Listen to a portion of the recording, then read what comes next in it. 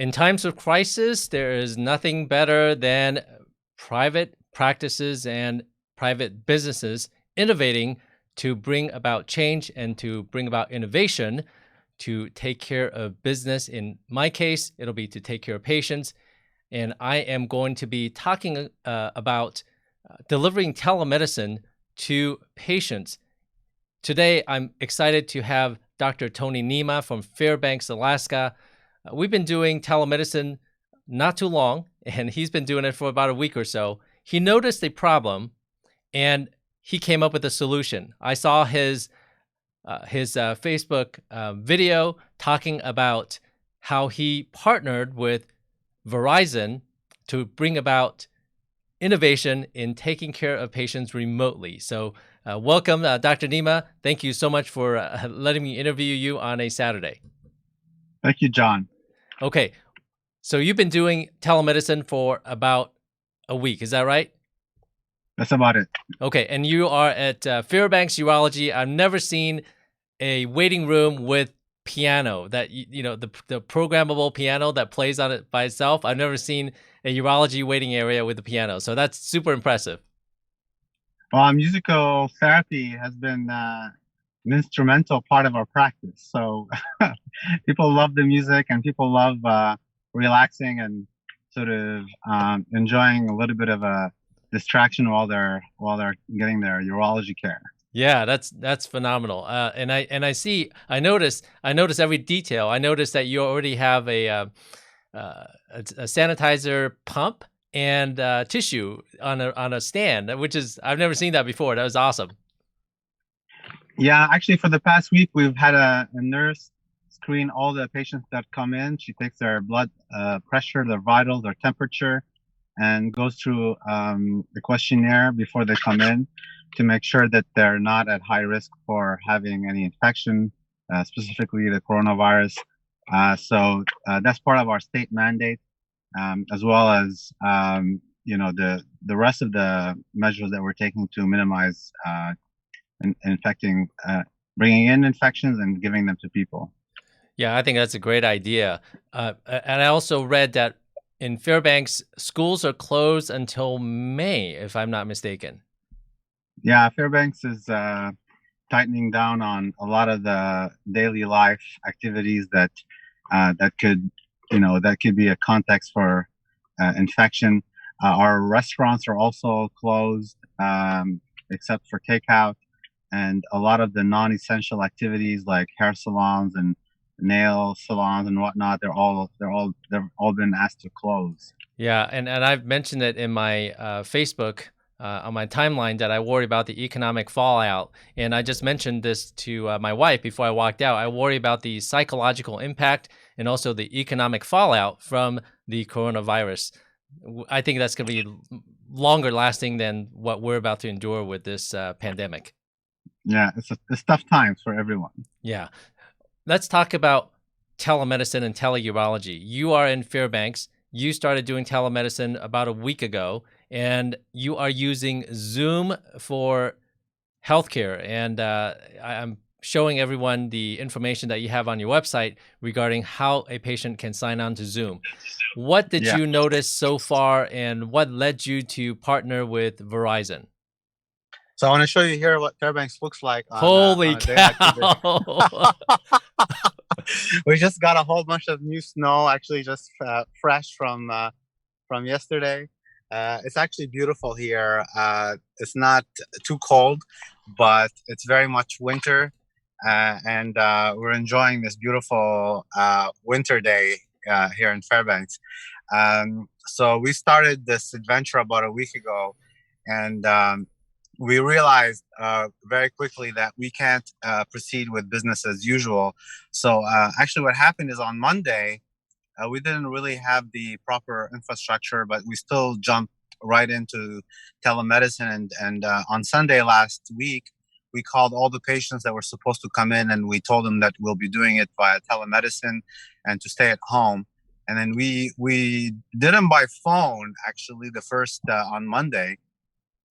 And, I quickly realized that by phone just doesn't work, because I called like maybe 10, 20 patients, And I noticed that there's not that there, the connection between physician and patient on the phone is very sort of suboptimal. You don't have a good connection with the patient. You don't know what their facial expressions are when you're telling them something. You don't know what their body language is, saying. And body language is 80% of communications, they say, or whatnot. But essentially, I quickly saw that it's not sustainable. We can't be delivering healthcare over the phone. So then I tried to use our EMR to do the telemedicine, but that didn't work out so well because there was a lot of bugs, and all the companies now are being overwhelmed with new requests to optimize their telemedicine, and no one's really keeping up with it. So then I started exploring other solutions, and initially I tried with Chiron. But Chiron is not answering the phone either, and Yeah. they're overwhelmed. Yeah. So then I actually saw one of your interviews, and they talked about Zoom. So I gave that a try, and by Tuesday, we were basically on full throttle with Zoom, and we had like several different iterations, and to optimize the system. And what we noticed is that telemedicine technology is just the start of the adventure. Most of it is actually going to have to do with how do you implement it, and how does your patient flow actually work with the telemedicine solution. And the most important thing for us is that we noticed is we want to give the patient a true experience of being in the office. It's almost like a virtual experience.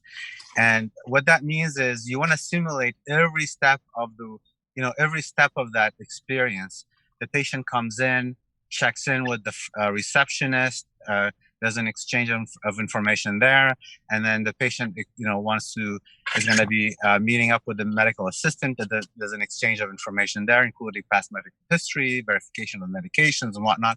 And then the patient interfaces with the doctor, same thing. And then at the last step where they interface with the checkout person, same thing. They check out and they have some more questions. So there's about like 4 interactions that have to be executed on. And it's not just the doctor, because it's really a team approach. So what we ended up doing, which worked out really well for us with Zoom, and I'm not sure, we haven't explored Doxy.me yet, but we will definitely give it a try and see if it's even better. But what we do is a patient first, we call the patient, the receptionist calls the patient, she makes sure that they can get on Zoom. And Zoom worked out well because as long as they download the app, we can just give them a 9-digit code and they're on it. And the patient gets on the Zoom meeting as well as the receptionist. And I think this is a key distinction that for us was a breakthrough.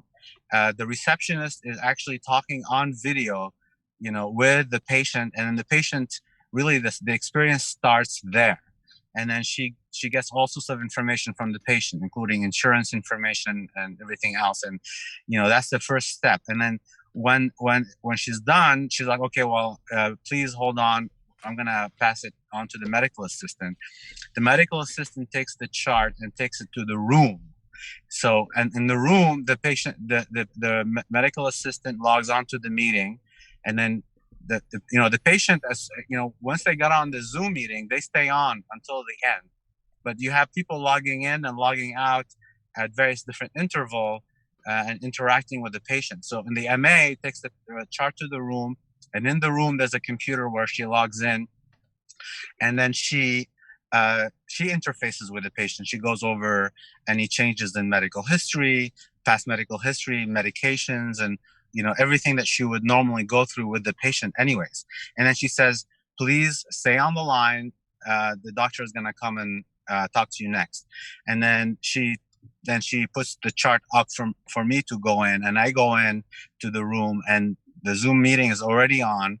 Everything's been done already. So I come in, and then I show up, and their video channel is always open. So they're seeing the medical assistant go inside the room, and then they see the medical assistant leave the room, and they see me coming into the room, So it's like they're in the room. It's a really virtual experience. It's not like, they come on the meeting and they talk to me for 2 minutes and they leave. No, it's really sort of, they're being interacted with by everyone in the office, and it's like being there.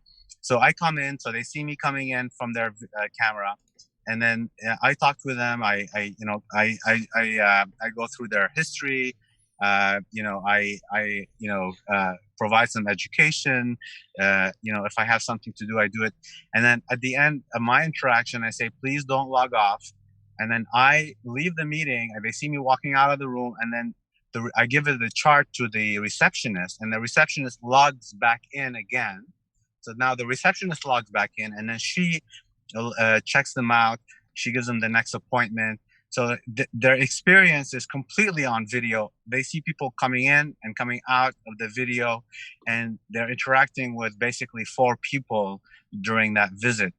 And for us, it's been really important for that to happen, because the patient feels that, they sort of get an idea of what we're doing. They get an idea of the work that we're doing, and they feel that the value has been, added to their care. And then only once they have their next appointment, then we log off and the patient logs off, and the encounter has been completed. So that's what we found works the best for us. And, I know a lot of practices have been doing the medical assistant just on the phone.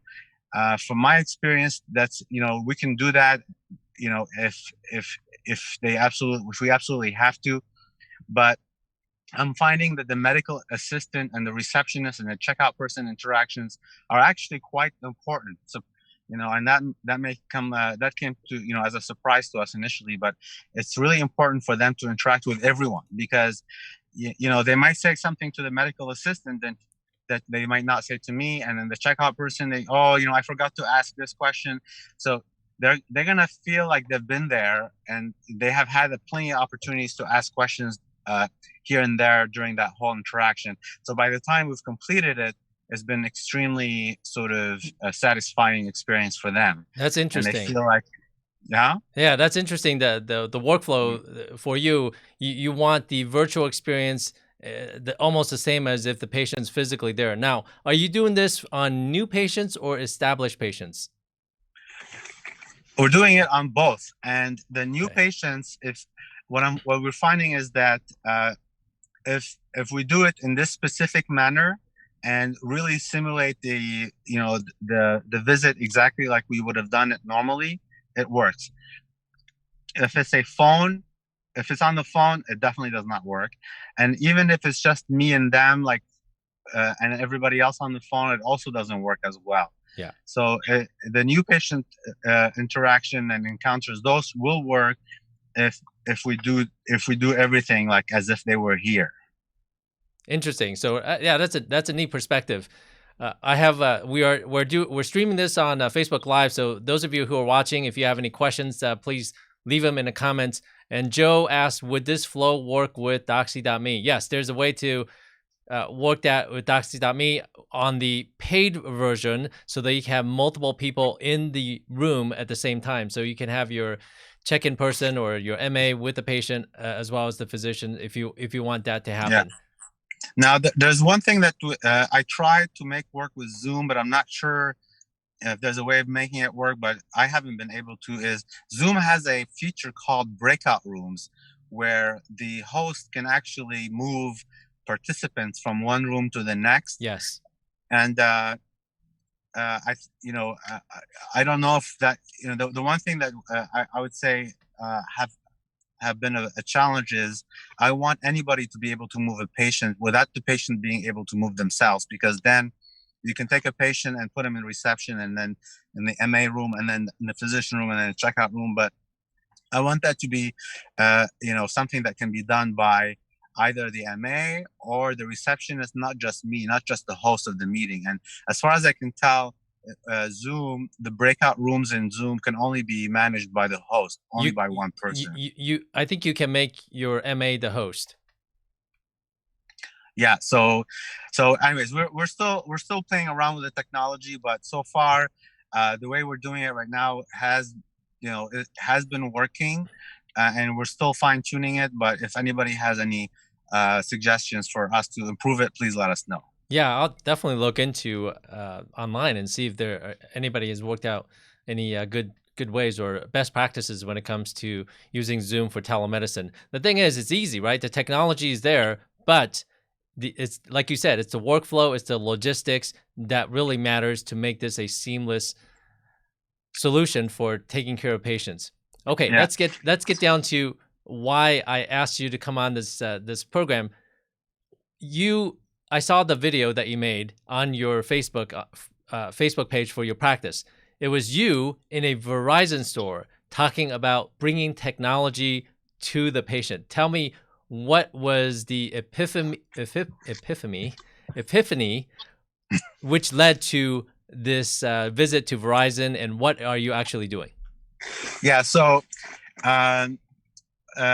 what we noticed is that maybe 70% of the patients are able to download the Zoom app. And again, I was surprised by how many patients they end up using their phone.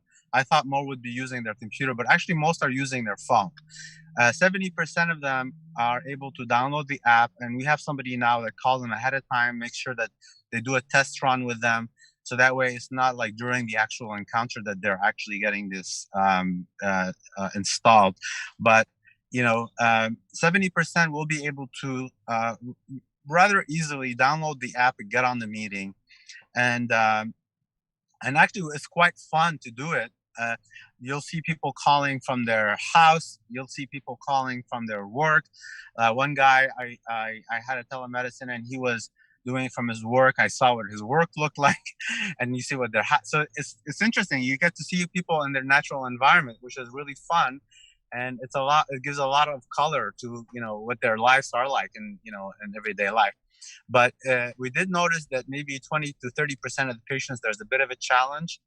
They're not going to necessarily, maybe 20% of the patients have an iPhone, but they don't know how to download an app, okay?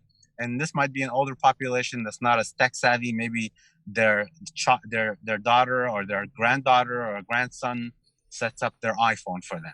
So those patients, okay, we've noticed that we're burning a lot of time in the office just trying to get this thing to work. It's taking our staff like 30 minutes before this thing is up and working on their device. And we happen to live in a small town. Fairbanks, Alaska is a small town of 30,000. Maybe the entire region is 100,000. And I don't know if it would work in any other region, but for us here in a small community, there is no point-to-point drive that's going to be longer than 8 minutes. It's a really small town. And we sort of realized, hey, it'll be easier for us to come to your house and fix this for you than to try to do it over the phone. No way. And then somebody said, well, why don't we just like send them the device? And we have a couple of people that work in my practice that are focused on community outreach and technology, and we decided, hey, let's give it a try. And this is not going to be for everybody, but for the people that need it, we can if we feel that they don't have the technology or they don't know the how to, we'll drop off a device the day before. We'll and those iPads that we've partnered with Verizon to obtain, we open the iPad, and then they're equipped with cellular connection, and there's only one button. It's for the Zoom meeting, and then we call them. So that way we tell them we're gonna call you just before your appointment. We're gonna give you a 9-digit code. You punch it in here, and you're gonna be connected to us. Got it. So we'll drop off the iPad the day before. We pick it up once the meeting is done, and so that they don't have to worry about learning a new skill or a new technology or downloading anything new. Is so easy for them. And I think that's important to make that available for patients, because the patients, again, it's not going to be everyone, but for those who need it, it makes a huge difference, because patients, especially in these types of times, they're feeling isolated, they feel disconnected, they feel, hey, what if no one takes care of me? And this is an extra step that for us we can do, and for them it makes a huge difference. And it really makes a difference between feeling connected and feeling that people care, versus feeling that their lack of skill is putting them at a disadvantages, and then make them feel isolated. Wow, that's that. Yeah, So that this I think is that's a yeah, I think that's great. I think that works well in a small community as far as being able to take that piece of technology to the patient. I have several thoughts. One, you should definitely look into doxy.me. It is a lot easier. There's no app to download. You can send the patient via text or email the link to your site, and it is you should check it out. It's really simple. Look it up online. Check out YouTube, and I think it'll eliminate a lot of your frustrations. It'll decrease the friction between you and being able to deliver the care that the patient needs using just a cell phone, and even an older person can figure out who's not tech savvy. So that will take care of two problems. It'll take care of your technology and also the distancing. It'll save you a lot of time and your staff a lot of time, and still be able to deliver really good care. Just so that people know, we are not sponsored by Doxy.me, Zoom for Healthcare, or Verizon. This is just our impressions regarding what we've been doing with telemedicine in the in the early phases for both of our practices. Yeah, so we have come across patients that don't have smartphones, and also we have come across another issue that we have here in Fairbanks is there are areas that have very bad reception, and that again is has been a certain point of friction and anxiety for the patients, and being able to make this work. We're trying to make this work for everybody, and we're trying to make people feel safe and cared for regardless of where they come from. I think this is like an effort to make sure everyone feels that they can access care, and regardless of how old they are, what technology they may or may not have, if they can afford a phone or not, if they can afford a smartphone or not, if they have bad reception or good reception. So these devices will go out, and I know that it's not going to be the majority of the patients, but it's really sort of saying, hey, no one will be left behind. That's awesome. I think the value add and the consideration that you are giving to the patients is truly admirable and remarkable. And that's why when I saw what you are doing, I said, I got to talk to you and figure out what's going on. So what is Verizon's role in this type of collaboration? What do they provide other than the hardware and the cellular connectivity? Well, they basically gave us the complete setup. They set up all the iPads. They've installed whatever software we want on them, and then they did all of that, free of any charge. They really sort of stepped up and helped us figure out the solution, hardware as well as software. And they've been extremely helpful. I don't think we could have done it without their partnership. Wow, that's kudos to them for stepping up and helping out the community. That is really good. Yeah, we've been fortunate. I think here in Fairbanks, it's a small community, and everybody's doing what they can. We've been talking to various different community leaders. Some of them didn't really know what to do when a patient or when someone is being worked up for coronavirus. So we've been giving them some advice. We always point them to the CDC website, but telling them how to communicate with their employees, telling them, I think that because we're in the healthcare field, we know a little bit more than a lot of the employers and organization leaders in terms of healthcare knowledge. And I think it's our responsibility to pass on that knowledge and really sort of educate the community, and it's been very well received, and people are very grateful when we go out of our way to do that. So when you said that certain areas have poor cell coverage, I assume Verizon has pretty strong coverage in those areas. Yeah, Verizon actually has excellent coverage, surprisingly so. They're on the same network as GCI, which is the major carrier here in Alaska. So I think that it's pretty surprising how good the coverage is, and that we've been fortunate to have that coverage. And I mean, certainly within the area of the Fairbanks city itself, I think we can deliver excellent telemedicine services to pretty much everyone. That is great. Well, I'm definitely looking forward to hearing more as you progress in your telemedicine journey. Thank you, John. Thank you very much for allowing me to share our experience. And thanks for running this channel. I don't think we could have done it without you. And I picked up on Zoom when you gave another talk, and I wanted to contribute, and that's why we're talking today. So you're doing a lot of good for the community, and the impact is definitely being appreciated. Boy, that's really those words are my oxygen to keep me going. I remember when we first thank you. I remember when we first met. I was lecturing at a PRS network course, and I offered to everybody, to anyone who wants to come visit my practice, to visit me, and you said, I'm gonna come visit you. I said, okay, that's great. You showed up the next day and you hung out here for a day and a half, and look at you now, kicking butt in Alaska. So kudos to you.